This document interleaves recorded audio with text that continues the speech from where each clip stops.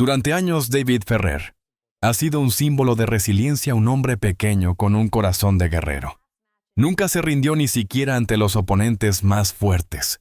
Pero en el campo de batalla, ninguna victoria pudo salvarlo de su propio dolor, la traición de la persona en quien más confiaba. Bienvenidos a nuestro canal, donde hoy profundizaremos en la verdadera historia detrás de la poderosa sonrisa de David Ferrer y su camino para reencontrarse consigo mismo tras el impacto que dejó al mundo sin palabras. Aquella mañana parecía una más en la vida de David Ferrer. Había regresado de un evento deportivo, estaba cansado, pero tranquilo. Mientras preparaba café, tomó su teléfono sin imaginar que en cuestión de segundos, su mundo entero se derrumbaría. Un mensaje uno solo bastó para romper el silencio, y también su paz. No era un mensaje dirigido a él, sino uno que no debía haber visto. Una conversación privada llena de palabras que nunca deberían haber existido. La traición no siempre grita. A veces susurra entre líneas en tonos que solo el corazón puede reconocer. David sintió un nudo en el pecho. El hombre, que tantas veces había resistido en la cancha frente a los más grandes rivales, se encontraba ahora incapaz de levantarse ante una derrota emocional. Durante horas no dijo nada. Caminó por la casa, miró las fotos enmarcadas, los recuerdos de los años compartidos con Marta Tornel, la mujer con la que creyó compartir su vida entera. Sonreían en cada imagen. En cada una parecía haber amor. Pero de repente todas esas sonrisas le parecieron ajenas, como si pertenecieran a otra vida, a otra persona. Esa noche no durmió. Se quedó en el sofá mirando el techo, escuchando el tic-tac del reloj. ¿En qué momento dejamos de ser nosotros?, se preguntaba una y otra vez. Había enfrentado derrotas deportivas, lesiones críticas, pero nada lo preparó para esto. Porque esta vez no se trataba de perder un torneo, se trataba de perder la confianza. En los días siguientes trató de guardar las apariencias. Salió a correr, saludó a los vecinos, asistió a un compromiso profesional. Nadie sospechaba nada. La gente veía a Ferrer el luchador incansable, el caballero del tenis. Pero detrás de esas apariencias, su mirada estaba vacía. Cuando volvía a casa, el silencio se hacía insoportable. Los mensajes seguían ahí congelados en su teléfono, recordándole cada minuto que su vida había cambiado para siempre. Marta intentó hablar. Hubo lágrimas, explicaciones, silencios aún más pesados. Ella pedía comprensión. Él buscaba razones. Pero el daño ya estaba hecho. David no era un hombre de escándalos ni de palabras hirientes. Su dolor se manifestaba en gestos pequeños, en el temblor de sus manos, en la falta de apetito en las noches que pasaba caminando por la casa mientras todos dormían. ¿Cómo se reconstruye algo cuando las bases están rotas?, escribió en su diario semanas después. Esa frase sería la primera de muchas reflexiones que llenaron las páginas en blanco durante ese periodo. Ferrer no hablaba con nadie sobre lo que pasaba, ni siquiera con sus amigos más cercanos. El hombre que en la pista era pura resistencia en la intimidad, se desmoronaba en silencio. Pasaron los meses, y los rumores empezaron a circular. Los medios captaron la distancia entre ellos, las apariciones en solitario, los gestos tensos. David guardó silencio. No confirmó ni desmintió nada. Tal vez porque sabía que cualquier palabra suya se convertiría en titular, y él no quería eso. No quería destruir lo poco que quedaba. Pero dentro de él, la herida seguía abierta. En las entrevistas hablaba de tenis, de sus proyectos, de su hijo. Siempre con una sonrisa educada, siempre midiendo las palabras. Nadie imaginaba que detrás de esa calma aparente, el alma de David estaba agotada. Un día después de entrenar se quedó solo en la pista, sentado en el suelo. Miró sus manos, las mismas que habían sostenido raquetas, trofeos, sueños. Y por primera vez en mucho tiempo lloró sin contenerse. No por rabia, ni siquiera por traición. Lloró por la pérdida del amor, por el final de algo que creyó eterno. Aquella tarde, al salir del club, el sol se escondía tras el horizonte. Ferrer caminó despacio, con la cabeza baja. Quizás sin saberlo, ese fue el comienzo de su reconstrucción. Porque a veces, para volver a levantarte, primero tienes que tocar el suelo con el alma. Después de aquella noche, en que el silencio pesaba más que cualquier palabra, David Ferrer decidió desaparecer del ruido. Canceló compromisos, apagó el teléfono y se refugió en su casa en Javea junto al mar. Durante los primeros días apenas hablaba. Caminaba descalzo por la arena respirando hondo, intentando que el aire salado le limpiara un poco el alma. Pero el dolor no se iba. Solo se acomodaba profundo como una sombra que no se despega. Todos piensan que soy fuerte, escribió en su libreta. Pero ser fuerte no siempre significa estar bien. Esa frase marcó el inicio de su proceso más difícil: aprender a aceptar la vulnerabilidad. Cada mañana salía a correr como había hecho durante toda su vida, pero ya no por entrenamiento, sino por necesidad. Corría para escapar de sus pensamientos, para cansarse tanto que no le quedaran fuerzas para llorar. Y mientras el sol nacía sobre el Mediterráneo, Ferrer corría hasta que el cuerpo le recordaba que seguía vivo.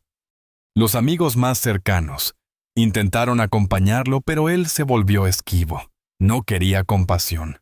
No quería hablar de lo ocurrido. Solo su hijo, el pequeño Leo, logró devolverle la sonrisa de vez en cuando. Cuando lo abrazaba sentía que todo lo demás perdía importancia. Él no tiene la culpa de nada, decía con ternura. Tengo que ser fuerte por él. Con el tiempo David empezó a llenar sus días con pequeñas rutinas que le devolvían sentido. Cocinar, leer, cuidar las plantas, cosas simples que le permitían reconectarse con la vida cotidiana. El hombre que siempre había vivido entre vuelos, torneos y conferencias, ahora encontraba consuelo en preparar el desayuno o en ver cómo florecía una maceta. No necesito que el mundo me aplauda, dijo en una entrevista posterior. Solo necesito sentirme en paz. Durante ese periodo comenzó también a trabajar con jóvenes promesas del tenis español. Les enseñaba técnica, pero sobre todo mentalidad. El tenis te enseña a perder, repetía. Y si aprendes a perder, aprendes a vivir. Esas palabras, aunque dirigidas a otros, eran su propia medicina. Sin embargo, la herida seguía allí recordándole cada tanto lo que había perdido. Las noches eran su mayor enemigo. Cuando todo callaba, regresaban las imágenes, las frases, los recuerdos. En una de esas madrugadas escribió: perdonar no es olvidar. Es decidir que el dolor ya no tiene poder sobre ti. Fue un pensamiento revelador. Poco a poco la rabia se fue transformando en comprensión y la tristeza en aceptación. Ferrer entendió que las relaciones no fracasan por maldad, sino por distancia, por silencios que se acumulan hasta romper lo que alguna vez fue amor. Un día volvió a las pistas donde todo empezó. No como jugador, sino como hombre en busca de paz. Se sentó en el banco, respiró el olor de la arcilla y cerró los ojos. En ese momento no se vio como el campeón ni como el marido traicionado, sino simplemente como David, un ser humano que había caído y que estaba aprendiendo a levantarse. Alguien del club lo saludó desde lejos y él respondió con una sonrisa suave sin esfuerzo. Fue una sonrisa distinta, más honesta. Tal vez porque por fin entendió que no hay victoria sin caída ni sanación sin dolor. Desde entonces, cada día se convirtió en una oportunidad para reconstruirse. No para olvidar, sino para agradecer lo que fue, lo que perdió y lo que aún podía llegar a ser. Y así poco a poco el hombre que un día lloró en silencio, empezó a reconciliarse con la vida. No volvió a ser el mismo, pero quizás por primera vez, se permitió ser simplemente él. Mucho antes de que el mundo conociera su nombre, David Ferrer era solo un niño pequeño con una raqueta demasiado grande para sus manos. Nació en Savia, una localidad tranquila de Valencia, donde el mar y el viento moldeaban no solo el paisaje, sino también el carácter de su gente. Su padre era albañil, su madre trabajaba en una oficina. La familia no tenía lujos, pero sí valores, trabajo, humildad y perseverancia. Desde muy joven, David entendió que el talento no siempre es suficiente. Lo que lo haría diferente no era el golpe perfecto, sino la voluntad de no rendirse nunca. Cuando otros descansaban, él seguía entrenando. Cuando perdía, analizaba cada punto hasta encontrar la razón. Nunca tuve el talento de Nadal, admitiría años después, pero supe sufrir más que muchos. En la academia donde entrenaba lo llamaban el toro silencioso. No por su fuerza física, sino por su carácter. No levantaba la voz, no discutía, pero cada día volvía al campo con la misma intensidad. Su entrenador recordaba que incluso con fiebre o lesiones leves, David se negaba a dejar de practicar. Era una mezcla de disciplina y obstinación que con el tiempo lo llevaría al circuito profesional. Cuando debutó en la ATP, pocos apostaban por él. Era bajo para los estándares del tenis moderno. Y no tenía un saque poderoso. Pero lo que le faltaba en físico lo compensaba con mente y corazón. Su estilo era una declaración: correr, resistir, luchar. En un deporte donde la elegancia muchas veces se impone, Ferrer representaba la esencia pura del sacrificio. Su carrera no fue una sucesión de trofeos brillantes, sino de victorias morales. Cada vez que caía ante gigantes como Federer, Djokovic o Nadal, el público lo aplaudía de pie no por lo que ganaba, sino por cómo peleaba. Ferrer no jugaba por gloria. Jugaba por orgullo. Me decían que no era el mejor, comentó una vez, y tal vez tenían razón. Pero nadie podrá decir que no di todo lo que tenía. Su consagración llegó cuando alcanzó la final de Roland Garros en 2013. Frente a Rafael Nadal sabía que las probabilidades estaban en su contra, pero en cada punto, en cada golpe, mostraba lo que realmente era un obrero del tenis, un símbolo de constancia. Aunque no levantó el trofeo aquel día, ganó algo mucho más grande: el respeto eterno del público. Fuera de la cancha, David era igual de discreto. Evitaba las polémicas, las cámaras, las declaraciones grandilocuentes. Prefería pasar desapercibido, regresar a su casa en Valencia, disfrutar de un vino tranquilo o un paseo en bicicleta. La fama nunca lo cambió. Siempre fue el mismo chico de mirada serena que creía en el trabajo bien hecho y en la bondad simple. Pero detrás de esa serenidad, había algo más: un hombre que desde niño aprendió a canalizar el dolor a través del esfuerzo. Esa habilidad que le dio tantos triunfos deportivos sería también su refugio años después cuando su vida personal se desmoronara. Porque aunque no lo sabía aún, esa misma fortaleza que lo llevó al éxito sería la que lo mantendría en pie cuando el amor lo derrumbara. Años después, en una entrevista íntima, recordó su infancia con una sonrisa melancólica. Mi padre me decía: hijo, el que trabaja duro no siempre gana, pero nunca pierde. Creo que eso resume mi vida. Y sí, tal vez David Ferrer nunca fue el número 1 del mundo, pero fue el número 1 en resistencia, en corazón, en humanidad. El niño de Valencia que un día soñó con llegar lejos, terminó inspirando a millones sin levantar la voz, solo con su ejemplo. Su historia no era la de un campeón perfecto, sino la de un ser humano real. Uno que luchó, cayó y se levantó una y otra vez con la misma dignidad que siempre lo caracterizó. Durante muchos años, David Ferrer y Marta Tornel fueron considerados una de las parejas más sólidas del deporte español. Discretos, elegantes y alejados de los escándalos, parecían encarnar esa calma que todos imaginaban detrás del éxito. En los eventos siempre juntos, siempre sonrientes. A simple vista, eran el retrato de la estabilidad de un amor maduro que había resistido las exigencias del deporte profesional y la presión mediática. Se conocieron cuando él ya era una figura reconocida del tenis y ella trabajaba en el ámbito de la moda. Marta no buscaba fama, y eso fue precisamente lo que atrajo a David. En ella, encontró serenidad, alguien que entendía su ritmo de vida, que lo apoyaba sin reclamar protagonismo. Durante años fue su sostén silencioso, la que viajaba con él a los torneos, la que lo esperaba en los aeropuertos, la que celebraba sus victorias y lo abrazaba en las derrotas. En una entrevista antigua, Ferrer habló de ella con cariño y admiración. Marta me da equilibrio. Yo soy intensidad pura y ella me enseña a bajar el ritmo, a disfrutar de las cosas simples. Sus palabras sonaban sinceras, y lo eran. Pero lo que nadie imaginaba era que detrás de esa armonía se escondían pequeñas grietas que con el tiempo se fueron ensanchando. El tenis es un mundo exigente: viajes, entrenamientos, torneos, compromisos. Una rutina que deja poco espacio para la vida personal. Aunque Ferrer intentaba compensarlo, la distancia empezó a pasar factura. Marta, acostumbrada a compartirlo con el mundo, comenzó a sentirse cada vez más sola. Él, por su parte, pensaba que todo estaba bien, que su esfuerzo por mantener a la familia unida era suficiente.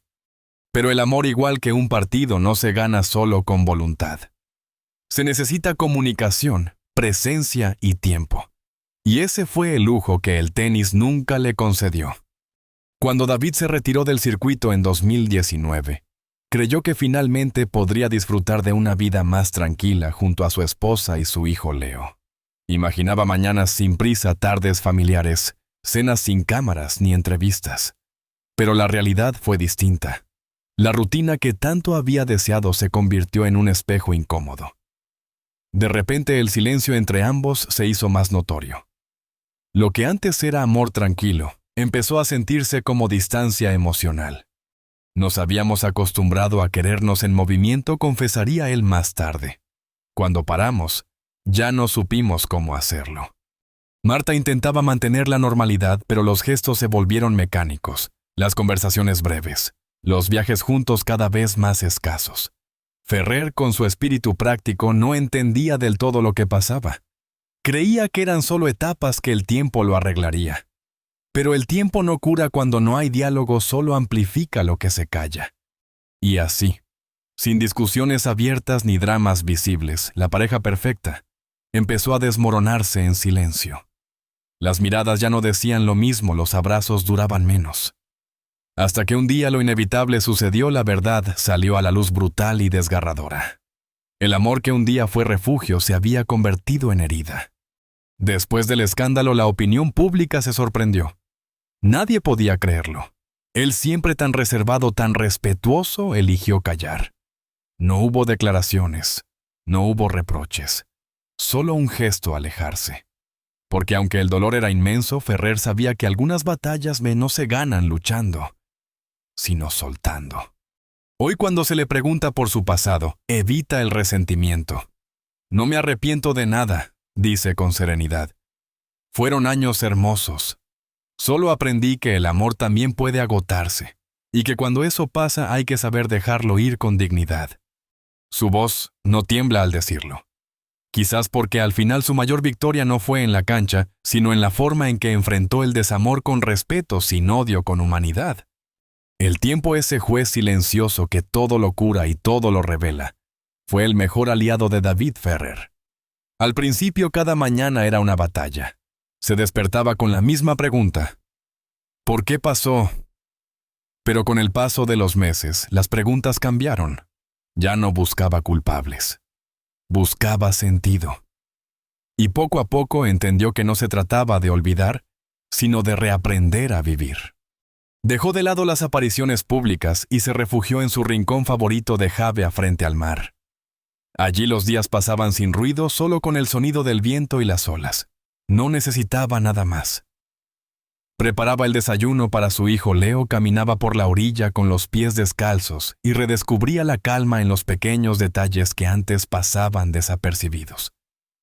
Durante años viví corriendo detrás de algo, escribió en su cuaderno. Ahora solo quiero aprender a estar quieto. En ese silencio fértil, David empezó a mirar su pasado con otros ojos. Ya no veía traición ni pérdida, sino aprendizaje. Comprendió que el amor que compartió con Marta no había sido un error. Simplemente había cumplido su ciclo. El cariño seguía allí, transformado, maduro, liberado de expectativas. Uno no deja de amar, diría más tarde en una entrevista. Solo aprende a amar distinto. Y fue ese cambio de mirada el que marcó su renacimiento. Porque el mismo hombre que antes jugaba para ganar, ahora vivía para entender. Aprendió que no todas las batallas deben ganarse, y que algunas derrotas enseñan más que 1000 victorias. La disciplina que lo llevó a la élite del tenis, ahora lo ayudaba a sanar cada día, era una práctica de paciencia, de gratitud, de perdón. Volvió al tenis, sí, pero ya no como jugador. Ahora su papel era otro, el de guía, mentor y espejo para los jóvenes que comenzaban su propio camino. En cada entrenamiento, en cada conversación, se reflejaba la sabiduría de quien había aprendido a perder sin quebrarse. No enseñes solo a ganar, les decía, enséñales a levantarse. Entre las risas de los chicos, las tardes en familia y los entrenamientos tranquilos, la vida comenzó a tomar un nuevo ritmo. Sin grandes emociones, sin drama, pero con una serenidad profunda. Por primera vez Ferrer no necesitaba demostrar nada. No al público, ni a una pareja, ni a sí mismo. Vivía con la paz de quien se ha reconciliado con su historia. Una tarde, mientras veía el atardecer desde el porche de su casa, tomó una hoja en blanco y escribió una frase sencilla: el amor no siempre gana, pero siempre enseña. Esa línea resumía su viaje entero. Porque había perdido un matrimonio, sí, pero había ganado algo más grande: la capacidad de volver a creer. Hoy David habla del amor con ternura, sin rencor ni miedo. Ya no lo ve como una promesa eterna, sino como un regalo que llega cuando uno está preparado. Cuando uno está en paz, dice con una sonrisa, el amor siempre vuelve. Y así, sin buscarlo, Ferrer encontró algo que no esperaba: equilibrio. Un tipo de felicidad tranquila, sin euforia, sin aplausos, hecha de momentos reales y sinceros. Porque la mayor victoria de su vida no fue un trofeo ni un título, sino haber transformado el dolor en sabiduría y la pérdida en crecimiento. Hoy el niño que alguna vez soñó con ser campeón y el hombre que sufrió en silencio se unieron en un mismo destino: vivir con calma, con fe y con amor por lo que es, no por lo que fue. Al final su historia no habla de desamor, sino de renacimiento.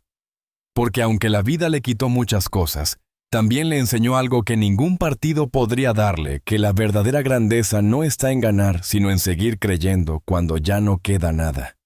La historia de David Ferrer no es la de un ídolo caído, sino la de un ser humano que aprendió a levantarse cuando el alma se le vino abajo. Porque a veces la vida te arrebata lo que amas, no para castigarte, sino para mostrarte quién eres, cuando ya no queda nada más que tú y tu verdad. David lo entendió tarde, pero a tiempo, que el amor no siempre termina donde pensamos, que las heridas no siempre son finales. Algunas duelen para abrir espacio a una nueva versión de uno mismo. Y así el guerrero del tenis, el hombre de la constancia y la disciplina, descubrió algo mucho más profundo que la gloria, la paz de aceptar y seguir adelante sin rencor. Hoy, cuando lo vemos sonreír, no es la sonrisa del campeón, sino la del hombre que sobrevivió a su propio naufragio y encontró en el silencio una nueva fuerza. No busca vengarse ni demostrar nada. Solo vivir con calma, amar con sencillez y enseñar con el ejemplo. Su historia nos recuerda que todos en algún momento enfrentamos una derrota que nos deja sin aire.